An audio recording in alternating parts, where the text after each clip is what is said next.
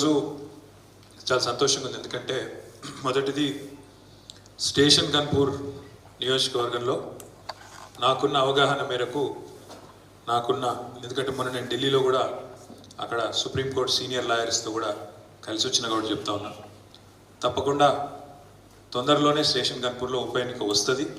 తప్పకుండా అందులో మళ్ళీ తిరిగి రాజయ్య గారి గెలుపుకి ఈరోజు ఒక మొదటి అడుగు పడిందని నేనైతే అనుకుంటాను మనస్ఫూర్తిగా. ఎందుకంటే కేసీఆర్ గారు పార్లమెంట్ ఎన్నికల సందర్భంగా వచ్చినప్పుడే చెప్పినారు, గన్పూర్లో ఉప ఎన్నిక రావడము ఖాయం, తప్పకుండా మనం గెలవడం ఖాయం అన్న మాట చెప్పినారు. చెప్పిన దానికి అనుగుణంగానే నేను కూడా వ్యక్తిగతంగా అనుకునేది, హైకోర్టులో ఆల్రెడీ తీర్పు రిజర్వ్ చేసి పెట్టుకొని ఉన్నారు, అక్కడ సానుకూల ఫలితం వస్తుందని నేనైతే అనుకుంటా ఉన్నాను. ఎందుకంటే ఆశాభావం ఉంది, తప్పకుండా వస్తుంది. ఎందుకంటే అది ఓపెన్ ఏమి దాచుకొని కూడా దాచుకుంటలేరు వాళ్ళు. ఇట్లా గెలిచిండ్రు, అందులో ఎంపీకి పోటీ చేస్తాను, ఇట్లా గెలిచిండ్రు, కండువాలు కప్పుకొని ఓపెన్గా కుల్లా ఇల్లు ఊరు తిరుగుకుంటా కాంగ్రెస్ పార్టీ కోటేమని తిరిగిండ్రు. కాబట్టి ఇళ్ళ గెలిచిన వాళ్ళు అవతలకు పోయి మరి పార్టీ ఫిరాయింపులకు పాల్పడితే చట్టం చాలా క్లియర్గా ఉంది. మే 2023లో సుప్రీంకోర్టుకు సంబంధించిన రాజ్యాంగ ధర్మాసనం కూడా స్పష్టంగా తీర్పిచ్చింది. కాబట్టి తప్పకుండా హైకోర్టులో ఫలితం వస్తుందని నేనైతే ఆశాభావంతో ఉన్నా.